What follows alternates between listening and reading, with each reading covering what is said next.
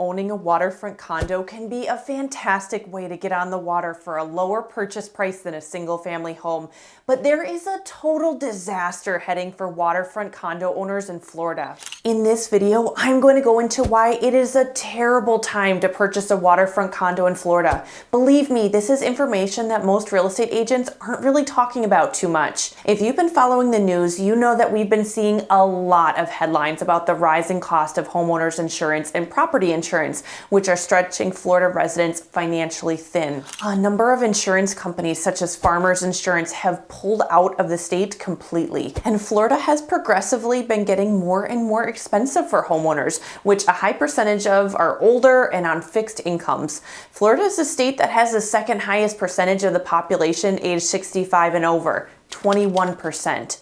And a lot of the rising cost of homeownership has to do with insurance claims, litigation related to insurance claims, and fraudulent insurance claims. Florida has the highest average insurance premiums in the nation, over $6,000 a year. According to NPR, many Floridians have seen insurance premiums go up by more than 40% this year. Now, condo owners have a different kind of insurance policy than a homeowner for a single family home. They have two insurance policies, their condo insurance and a master policy. Their condo insurance is also called an HO6 policy. This kind of policy can cover liability claims, damage to the condo unit and belongings, and additional living expenses if a condo owner is unable to stay in their property due to a covered incident. The exterior of the condo is covered by the Homeowners Association, or the HOA, but those fees have been skyrocketing. Some Florida condo complexes have seen their insurance rate jump by 200% or more. Why is this? As I mentioned, a lot of insurance companies stopped writing policies in Florida and pulled out of the state entirely, which means that there are only a small handful of insurance companies left that are writing their insurance policies on these condo buildings. The premium has spiked nearly 1,000%, and total condo owners used to pay $56,000 a year. Now it's more than $500,000. And who do you think pays for these increases? That's right, it's the condo owners. Those cost increases are split out amongst the condo unit owners and added onto the Homeowner Association monthly dues. Now, some of these condo owners are snowbirds and they spend their summertime somewhere else, but some of these condo owners live in their home full time. And some of them purchased their condos decades ago when the association fees were only a few $100s a month or less. And now they're retired and on a fixed income. And condo owners have been hit the worst by the insurance companies that have bailed on Florida. Imagine you're retired and have budgeted out your monthly living expenses, and then your homeowners association fee goes from $400 a month to $900 a month. That's an extra $6,000 a year. And a good financial planner will account for inflation and increased living expenses. That kind of jump goes beyond what any sort of financial budgeting would account for. And as you can see, we are approaching having the kind of situation where we have a growing group of people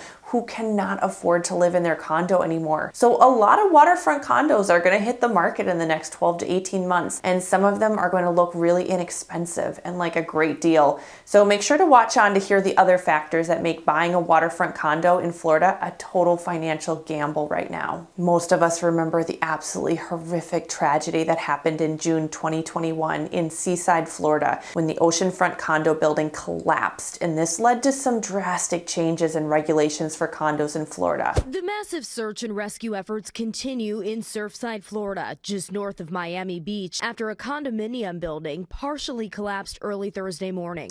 Now bear with me here as I recap this awful and tragic event and its implications. So first, the collapse resulted in the deaths of 98 people, making it one of the deadliest building collapses in American history. The exact cause of the collapse took time to fully understand, but investigations pointed to several contributing factors. First, experts found evidence of major structural damage to the concrete slab below the pool deck and abundant cracking and spalling in the columns, beams, and walls of the parking garage. I've got a point here, so listen on. Second, there was significant water intrusion in the basement and garage, which may have contributed to deterioration of the building's structural integrity. Third, and this is a key one, delayed maintenance. The board hadn't been able to agree on a pathway moving forward for necessary maintenance, and key repairs had been delayed or were insufficient, which made the existing problems in the building structure worse. Some experts pointed to potential design flaws or construction shortcomings that may have contributed to the building's vulnerability. And also, being a coastal building, there was speculation about the impact of coastal erosion and the elements,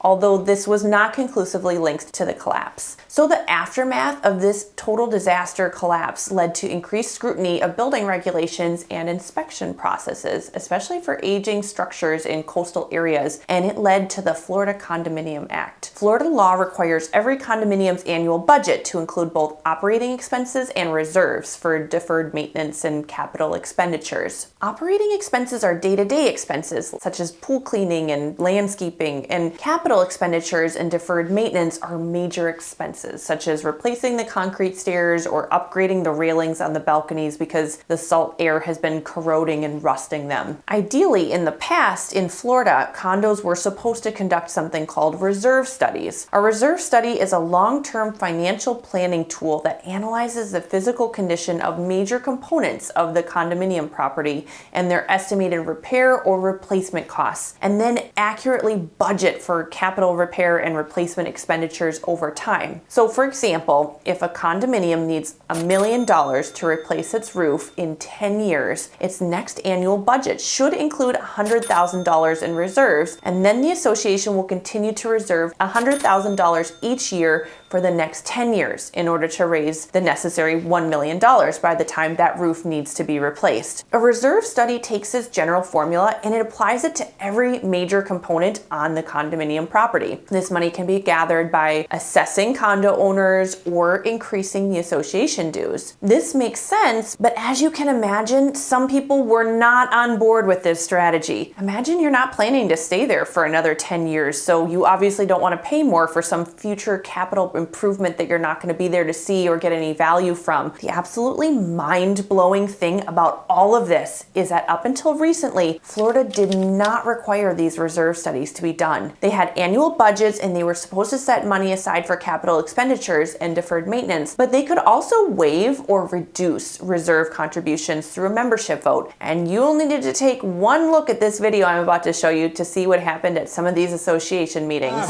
A homeowners association meeting at the Mandarin Lakes neighborhood in Naranja Lakes goes off the rails. The Tuesday night meeting was cut short after residents say the cops were called by the HOA. The other crazy thing is that outside of Miami, the buildings were not required to have an architect or an engineer look at the buildings again once they were built. So in theory, it's possible that a building built on the beach in the 70s was never looked at again. So the state of Florida enacted the Florida Condominium Act in mid-2022, and now these buildings have to be inspected every 25 years or every 30 years for buildings 3 stories or higher within a certain distance to the ocean, and they have to have a reserve study done. So every building that falls into that category has to have a structural integrity reserve study, or SEERS, and it can only be done by an engineer or an architect. The engineer or architect is going to come in and inspect the structure and the components and the building materials and do a visual inspection, and the homeowners will have to pay for that reserve study. And if there's an issue that's uncovered through this study, the condo owners will have no choice but to pay the money to be put into the reserve fund and allocated to those repairs. And it is those same condo owners I talked about before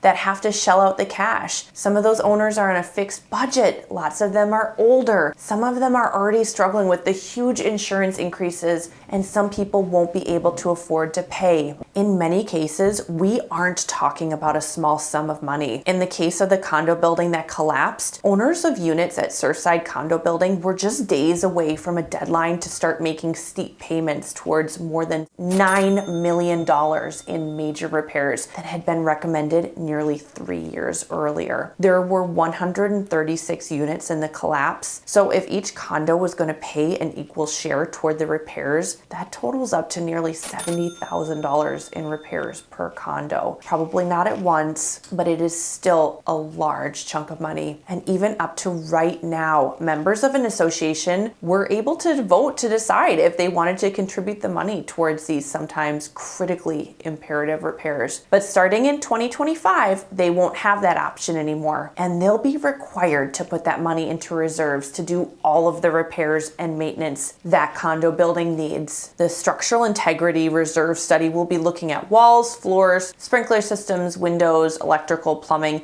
anything that could be in excess of $10,000. This is going to come at a huge cost to condo owners, and we're going to see an absolute crisis for some condo owners in Florida. Association fees steeply increasing, huge assessments coming through, and big insurance spikes on top of it. And I haven't even talked about property taxes too much, but guess what? They're not going down. There's another kind of hurricane coming to Florida, and it's a financial hurricane for condo owners. I don't have the answer, but I do know that I would not be buying a waterfront condo in Florida right now until we've seen the dust settle on some of these massive changes. Now, if you're hell-bent on buying a waterfront property, by all means, go ahead. But it is more important than ever to make sure you are working with a seasoned expert who is well-versed in waterfront condos and also can refer you to a trusted professional for anything outside his or her scope, so you can thoroughly examine the facts and plan ahead. Make sure to reach out, and I'll put you in touch with the cream of the crop wherever it is you might be looking to buy or sell real estate. Unless you're an avid surfer or ocean swimmer, you may want to consider living on a lake or a river instead of oceanfront, so you can avoid many of the problems I've been talking about for this entire video. And if you like this video, you'll be sure to love this next one, so watch on.